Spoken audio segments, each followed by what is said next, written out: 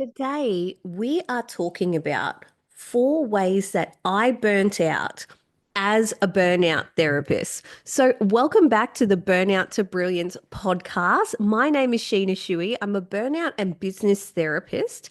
And recently, in case you missed it, I was on national television live. I was on Sunrise talking all things burnout.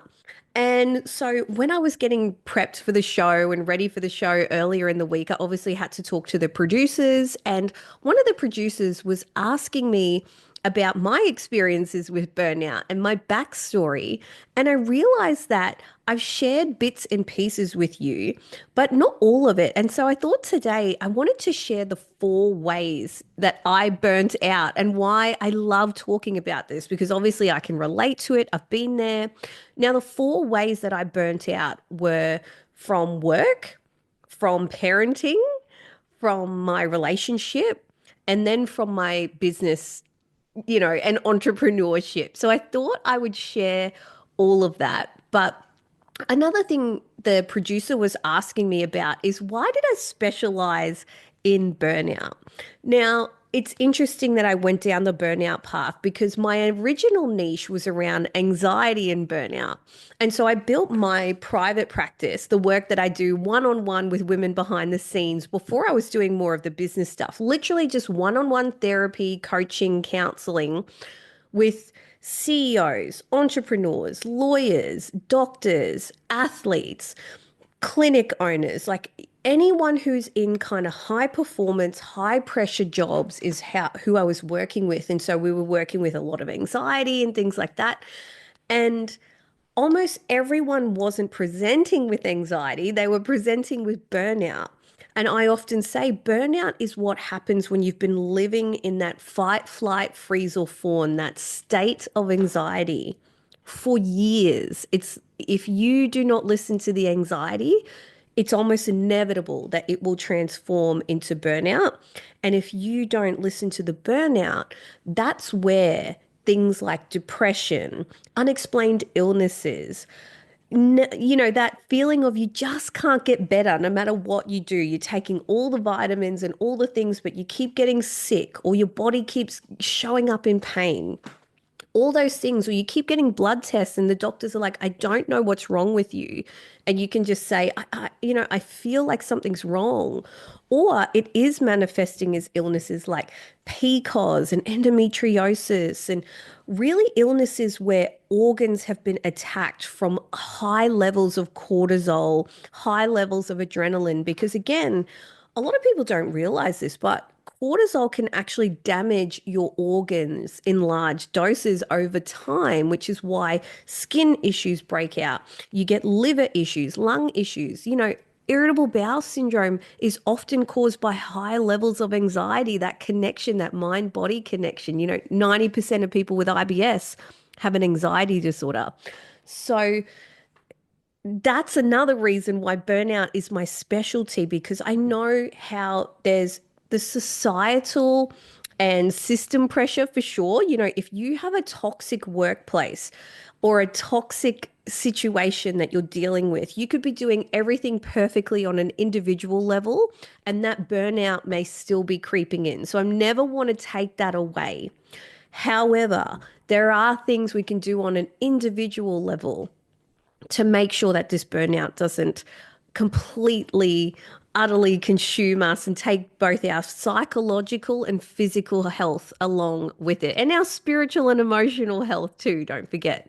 All right, so my stories of burnout, let's get into that. So, my first experience of burnout really was from a work setting. So, admittedly, I was pretty green at the time, but I was in a new town, new organization, none of my friends and family around, and I was working with children and families and the child protection system. So basically working with kids in the care system.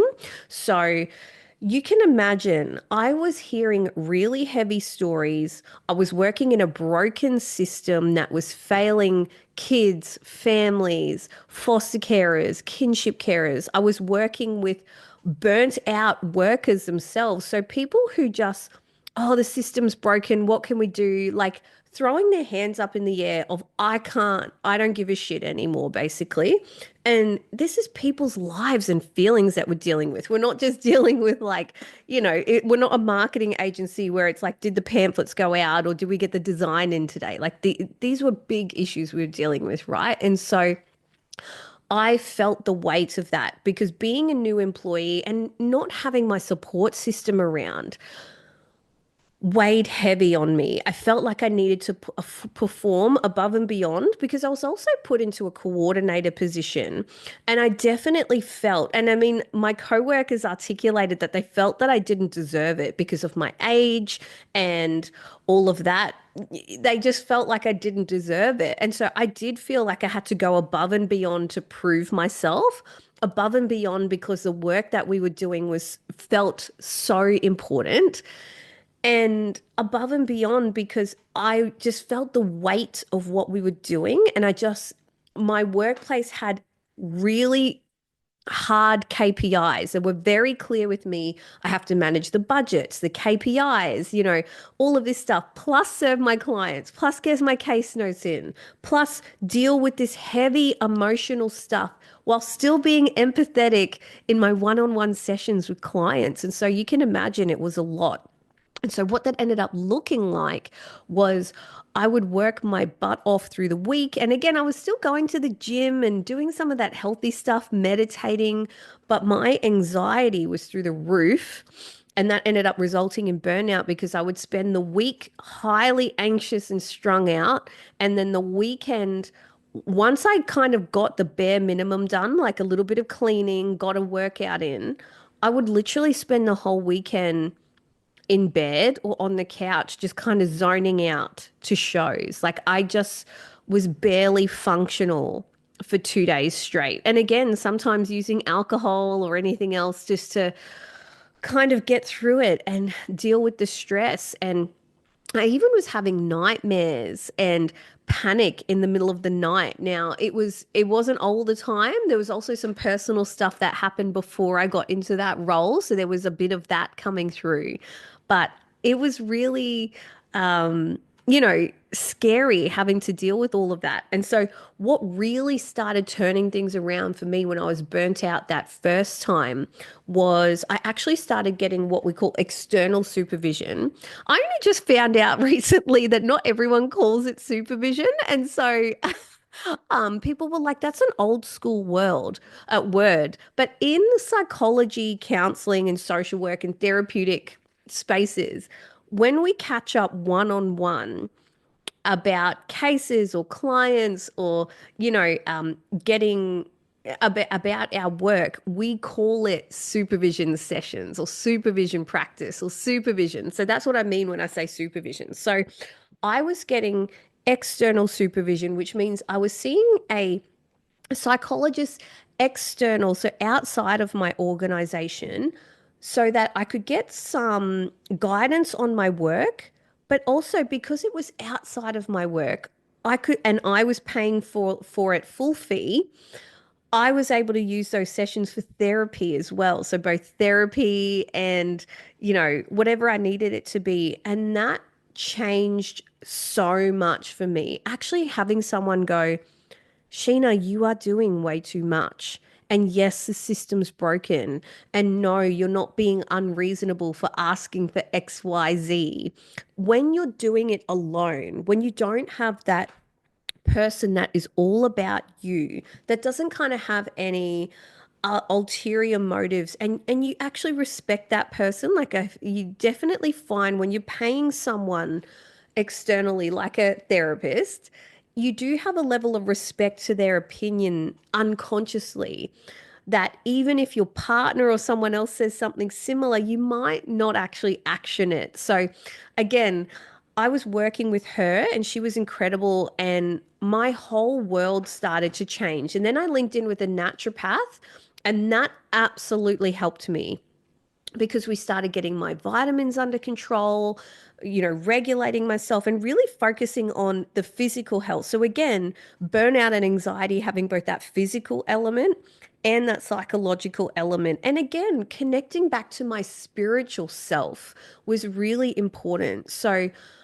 coming back to meditation and all of that was really helpful. But really, the psychological and physical action during that time absolutely helped me. And so that was my first experience of burnout.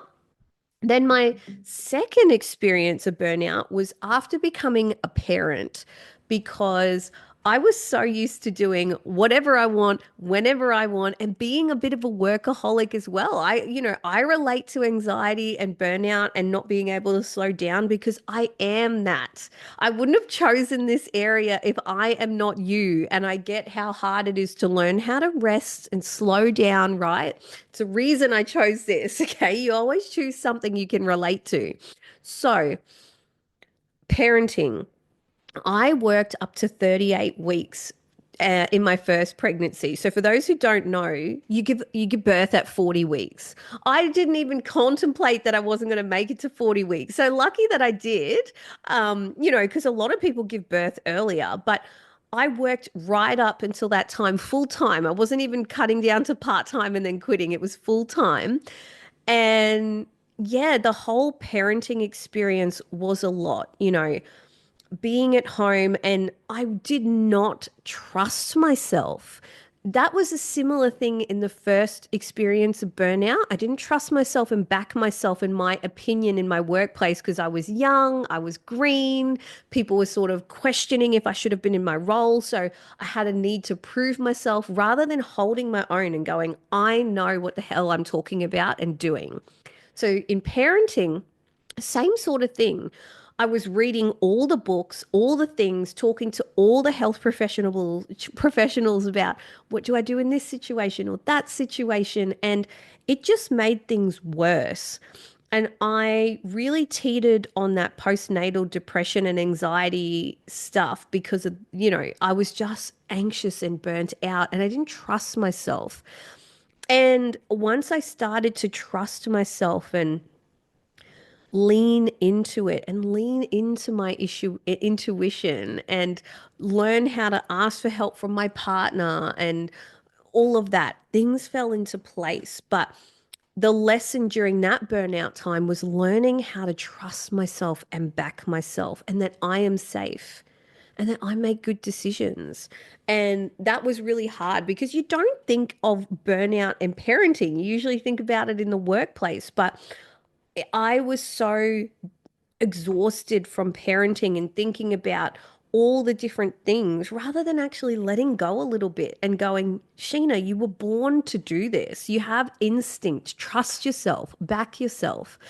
So that was a big thing. And again, therapy helped, and actually just finding one or two key health professionals rather than having a whole abundance of them, and stopped the Googling and the scrolling and the advice and all of it, and just learning how to back myself.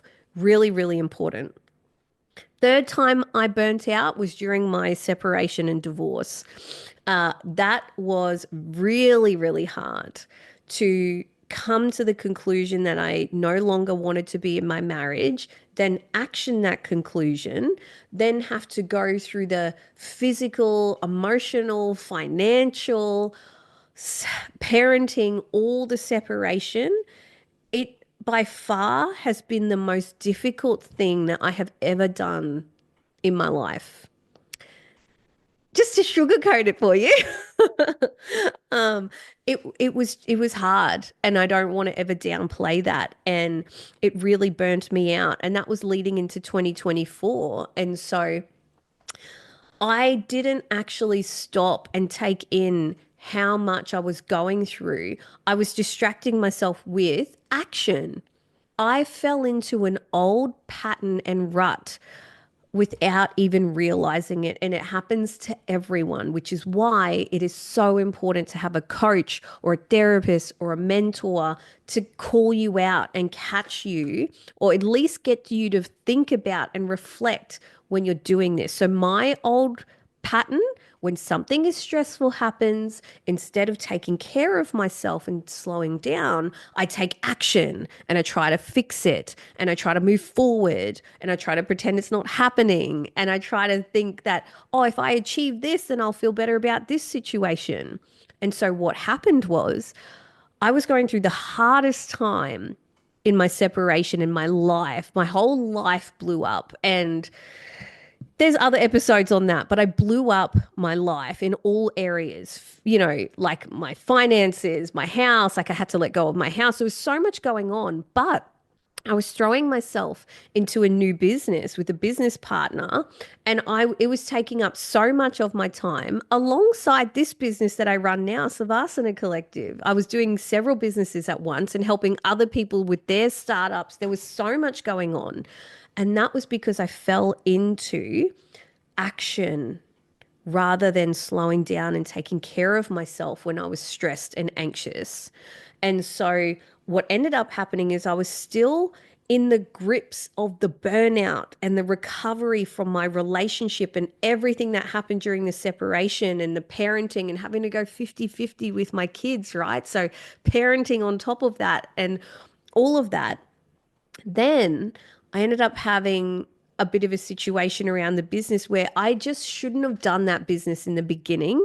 I shouldn't have made that decision, but I was so distracted and I fell into an old pattern. Then I ended up having to close that business and lost time, money, energy, and also had to deal with a business partner where it didn't always end amicably, right? So when you're burnt out, having to deal with anything is hard, but having to deal with something big like that feels almost impossible. And so I burnt myself out almost in every single area. And that's why 2024 was the worst year for me so far. But what I want to say is that I made it through because I still had the psychology and business tools to get through it. Thank goodness. But it's, and there was so much going on environmentally for me as well, and the societal pressure and all of that. But I want to kind of show you that your environment has such a big impact on your burnout too. So, what's going on in your business and your business decisions? What's going on in your relationship? What's going on in your parenting? And then, how are you addressing that? Are you addressing that? Are you taking care of yourself, or are you just throwing yourself into action, or are you withdrawing yourself and not even dealing with it? Are you playing naive and pretending that none of this exists? All of that will lead to anxiety and burnout. And what I really want to say is that underneath burnout and anxiety is your childhood trauma, your core beliefs, those negative core stories are really what drives you and your behavior and how you handle these big life situations that happen. One lesson that I have learned through all my experiences of burnout, and what I keep in mind when I'm working with people, and I want you to walk away from this episode with this. It was all the life lesson that I needed, that I can take care of myself, I make good decisions, and I can back myself. Once you do that, you will stop defaulting to questioning yourself, going to a million different people for advice, thinking that you're not making the right decision. Once you learn that you can trust yourself and back yourself and that you trust your own decisions, then when you need to make the difficult decision of cutting loose on the business, changing your business direction, letting go of that relationship, asking for help in parenting, realizing your workplace is toxic and you need to make an exit plan, whether that's you work part-time or you change to another organization or you work for yourself, like you can't make those changes unless you pay attention. And you can't pay attention unless you trust you're feeling and what you're thinking, and you create space and you go, I would not be feeling like this if something wasn't wrong. It's not that I'm doing something wrong. It's that I need to find out what is going on here and change it. And I trust myself to do that. And I back myself to do that. And I know that I can make it through whatever the consequence of this is. And you will be okay. And it will be for the better.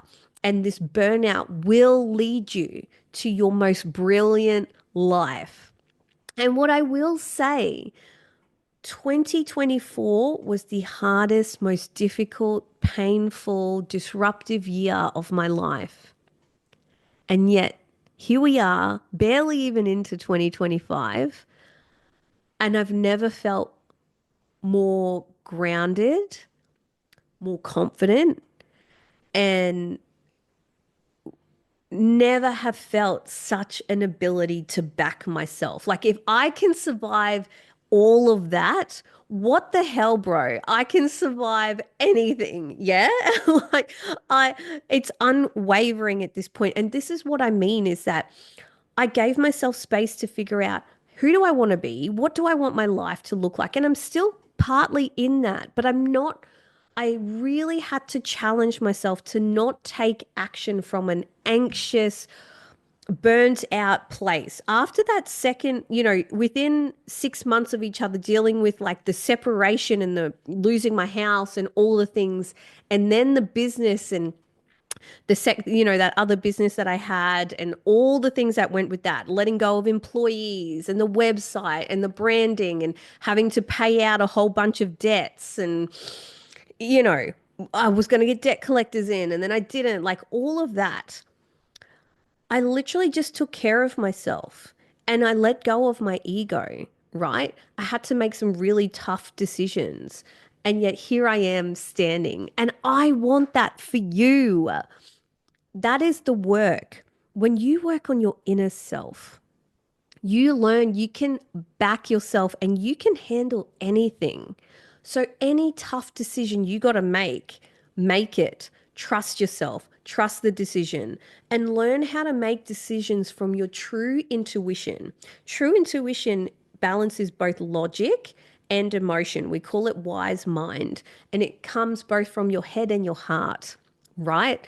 And so, the work that we do together is both from a psychology, career, business perspective of how can I get my career or my business to match my parenting? How can I get my parenting to match my relationship? How can I get my relationship to match who I am and what I'm becoming and who I want to be? And how can I trust myself that life is going to work out because I will always have my own back?